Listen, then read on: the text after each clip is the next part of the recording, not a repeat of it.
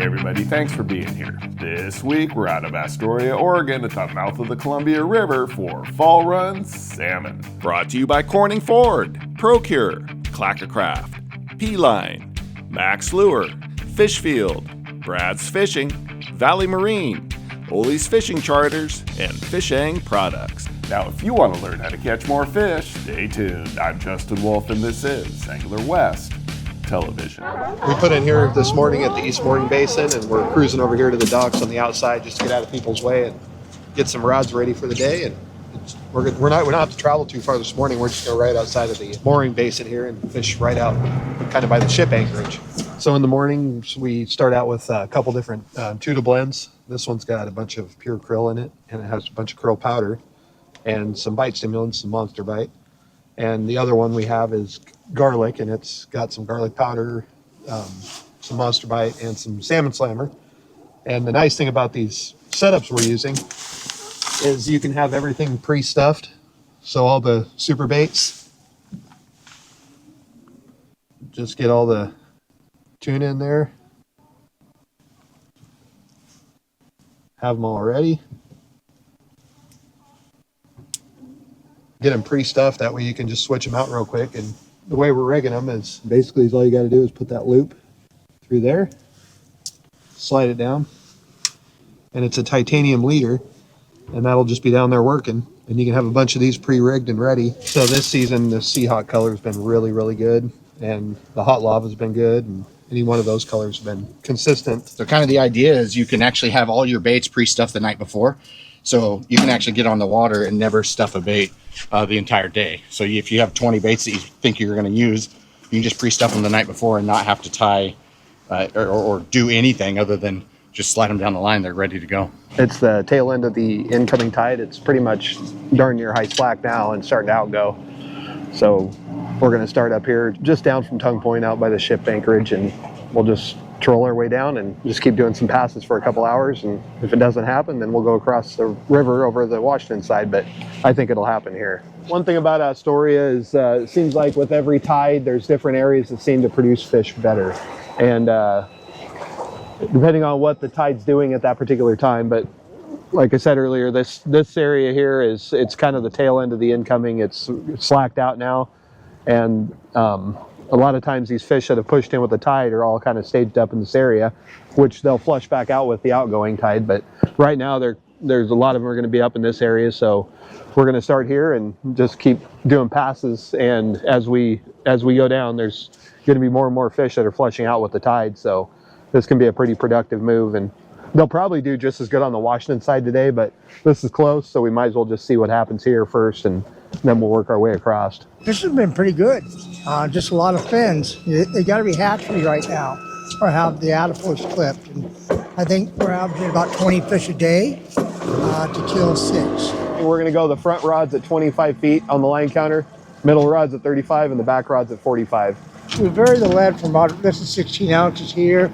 We've probably got 20s up front, and then go a little lighter in the back. Just that way we keep them all separated. So on the live scope here, it shows the flashers down there spinning away and getting those baits back there working. So as the fish come by, hopefully we're trying to grab their attention. You don't want it super tight, but you want them to be able to pull it off without breaking the leader. So I just kind of make sure it's good and snug and it's hard to pull.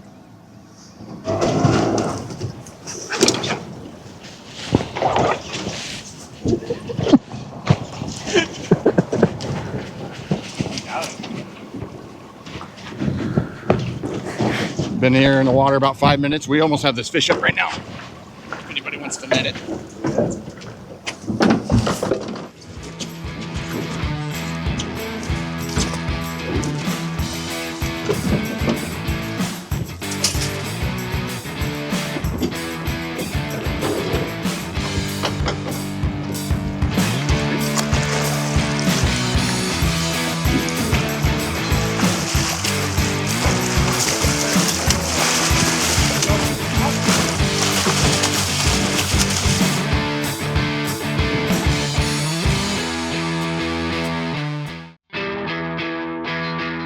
Welcome back to the Columbia River at Astoria. I'm Justin Wolf. Josh Cooper, along with Brandon Wedam, who are out today with Steve and Jason from Procure, have their hands full with the first salmon of the morning, hooked within the first few minutes of fishing. Well, it took long enough, guys. Jeez. Yeah. All right. I put it back. Not quite big enough. There's no bait in there, so I'm just going to grab another one of these and slide it down because that one's been rinsed out already after fighting that fish. Instead of grabbing a whole new leader, all I have to do is slide a new bait on and it's back out. Well, that wasn't a tule. That was a nice chrome bright fresh hatchery fish. So we'll, it's not even light yet. So that was a bonus fish. I think it should only improve as we get into daylight and a little more flash down there. So obviously as the tide changes and there's a heavier outgoing tide, the speeds will fluctuate up to 5 miles an hour or even more, depending on where you're at. Ideally, anywhere from 1.9 to 3.2 is you can catch fish pretty consistently. Right now it's going at 2.4 to 2.5 miles an hour with the amount of throttle we're giving. But what you ideally want is you kind of want those rod tips thumping just enough to where you know everything's working and moving correctly. So he went bye-bye. He might come back. There was one right on it.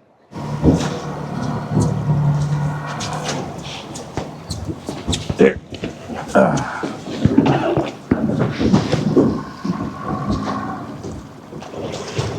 Just come off? Yep. Yeah. This hot lava color has been a really good one, so we're just going to restuff that one and get it back in the water. So this is the Evo-Flex. This is the titanium alloy wire system. So to load the super bait on here, you just take the little loop here, go right through the center, kind of bracky style, just like this. Pops right out of there. Slide it down. It's got a bead on it. It's already set to go. Flip it in. Ready to spin. So there's been a huge change in this fishery down here. It used to be all anchovies and herring for years and years and years. We just ran anchovies and herring, and the brine sales. Everybody bought brine, and now it's all about scents really and tuna. So with the stuffer baits, it's all about tuna and scents and flashers, and so it's just really a different world down here. And you look around and you think all these boats, every guide out here would go through 3-4 cases a year of herring, and now it's non-existent basically. Well, I used to be pretty much nothing but herring, but it's probably been the last, I'd say 5 to 6 years. I don't even think I've had a herring in the boat. Just anymore, it's usually running the super baits or spinners, and it seems to do just as well, and you don't have to deal with all the herring and having them blow out and having to reel up every time you get bit. It's kind of nice. Salmon right there, going up to look at our stuff there. Oh, there's another one. What's a breeder bite? Let's see a bite now.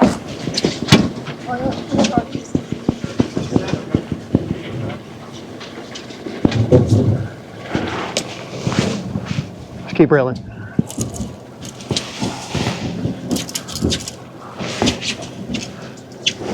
I can reach it. It's off. Kind of the coolest thing about this stuff is how easily it untangles. This titanium, because it's so springy, but it doesn't kink. So you won't get that kink that you get from mono when it wraps up. The Evo-Flex system is a whole system of rigging for salmon trolling. So it starts with the slide lock. So this is our weight slider. You have a really quick, easy snap. And the soft little tip, the tip protector, that's to keep you from breaking your rod tip out when you reel in the fish. And this is the tangle-free bumper. So this is also titanium alloy. This is a heavier line than the leader. So this is your bumper, again, super elastic, doesn't tangle. And then that clips to your flasher. And to your flasher, this is the Evo-Flex system. Again, tangle-free, smaller diameter titanium alloy wire. So you can see this little nitinol loop, length of wire. and this is the leader system. So this is with the super baits, and you just thread it straight onto the super baits. And then the hooks there are modular, so we can swap those hooks out if we need to. And those are 2 big river hooks, but there's a number of different configurations you can run there. So it's this whole system, tangle-free, super elastic, kind of a really durable, kind of functional leader system here.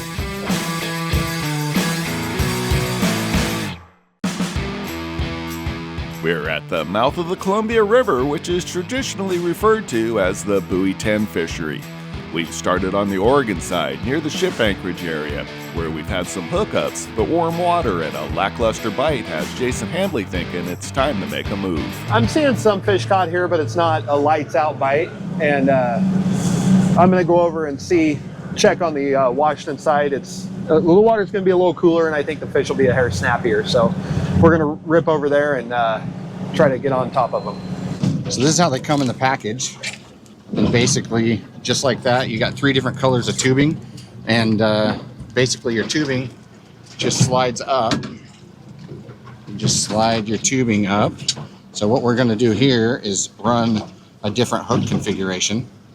So you slide your tubing up the line, and that little snap just allows you to take your hooks off. And then we are gonna run a treble single.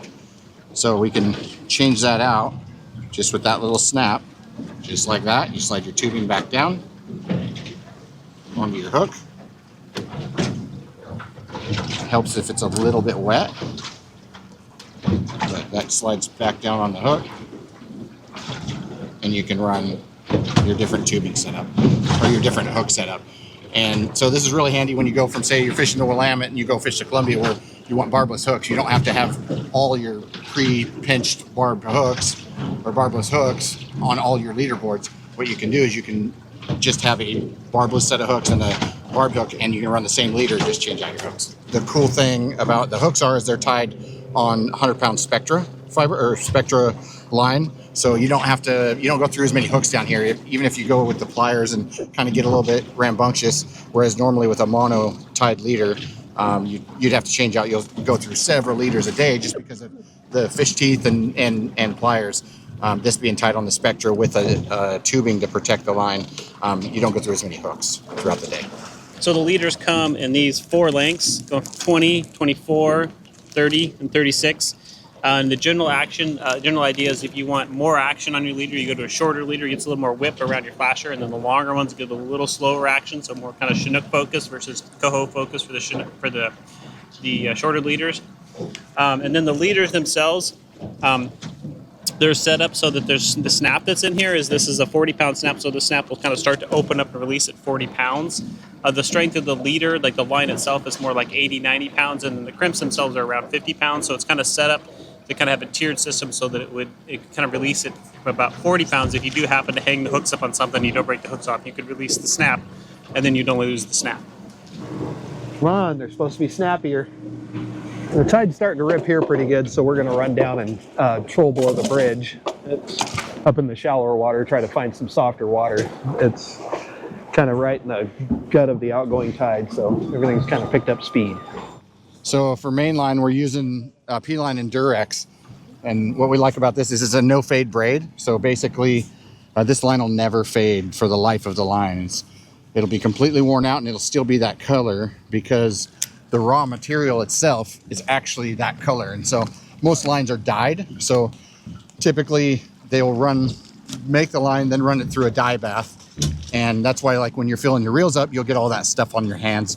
That's basically dye coming off the line. With this, when you're filling your reels up, you'll notice that there's nothing on a rag, nothing on your hands, because the raw material is actually made out of that color. And so for the life of the line, it won't fade. It's an 8 carrier. They make a 4 carrier also. I like the 8 carrier because it's super slick. Doesn't make a lot of noise going through your guides, and it lasts really well. Love this stuff. I really like the orange because it turns black in the water. You go down about 8 feet and it automatically just loses its color in the water, but you get high vis above the water. It's also available in like electric green and a monster green. A monster green's like a moss color. And then also now they're offering it in blue. But the orange is the new stuff. I really like that.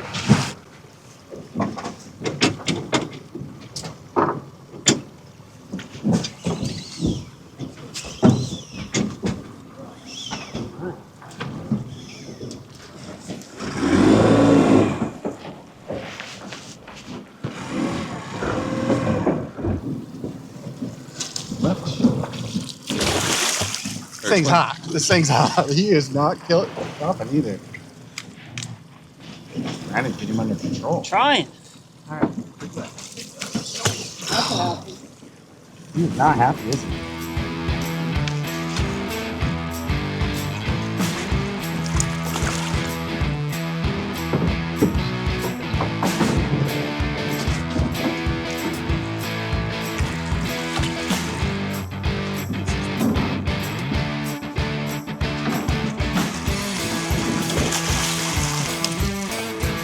There we go.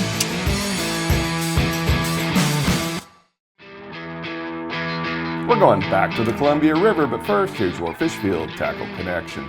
Now, there's no doubt about the effectiveness of super baits for salmon, and fishfield.com's got a huge selection at great prices, especially with the 2-pack unrigged version.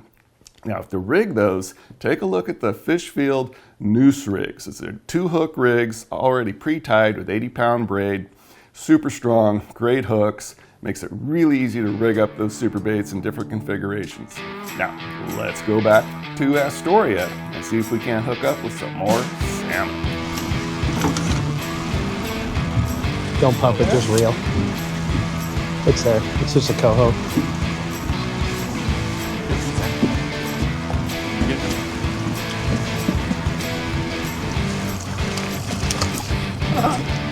All about the yeah.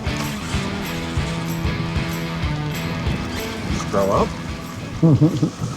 Yep, just came off. I think it was a Thule jack anyway. I thought it was a coho first, but it was. It just bit like a small fish. Yeah.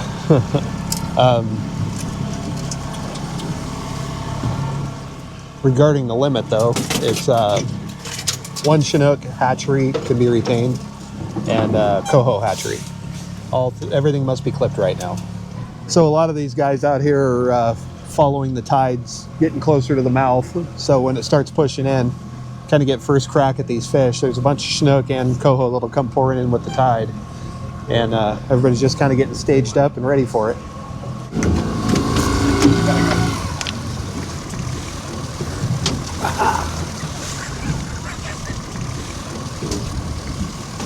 It feels like a jack Thule.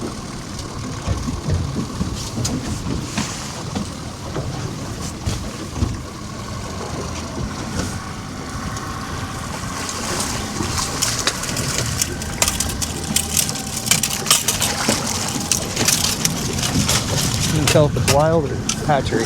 The coho, Wild. well, wild coho, it's got to go back. There we go. Nice.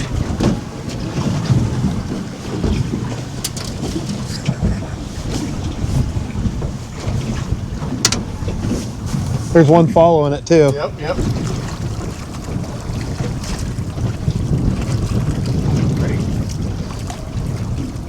That is a jack Thule. You want me to? JT. A little jack Thule. Fun to catch, not very fun to eat.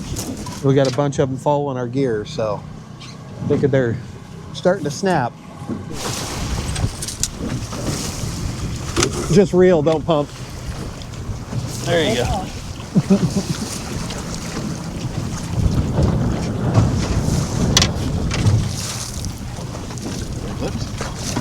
Big lift. Big fell. Sure looked like it. Looks like it. Yeah? Yep. In it goes.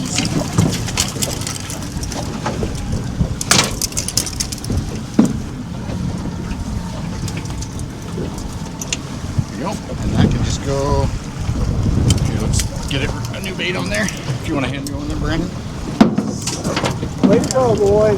So when the bite's on, you want to be as most efficient as you can and get the stuff back in the water. And I'm definitely noticing with these Evo-Tech leaders, it's quick. So that is what's nice. Big fish. Right here. Yeah, that's it. Yep. I knew there was one on it. I just didn't know which one. It's wild.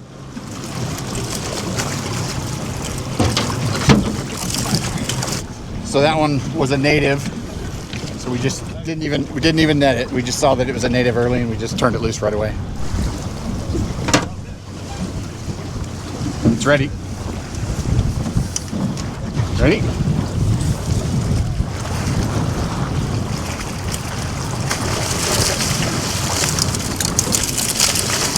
Chinook.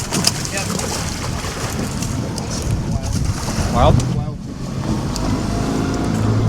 So these are a hatchery toonies that we're catching.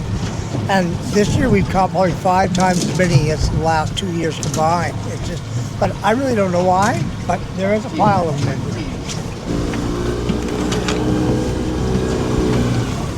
Let's grab you one to drill everything in.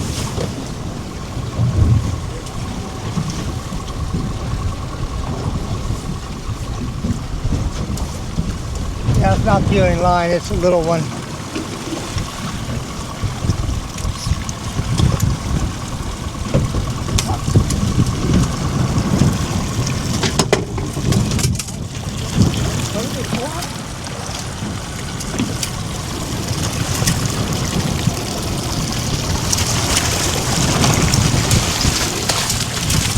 Another Julie. Yeah, a Julie Jack.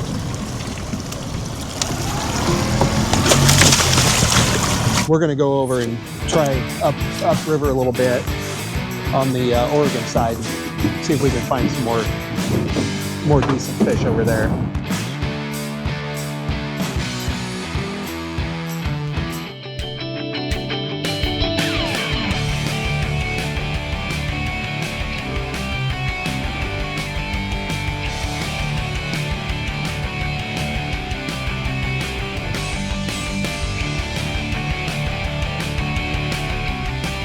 Hey, I hope you found today's episode valuable and it helps you catch more fish. And be sure to watch this episode again, plus hundreds of other episodes on the Angler West TV YouTube channel. Plus, follow us on Facebook and Instagram. And remember, without our sponsors, there is no show, so please thank them when you can. Now, get out there and do some great fishing.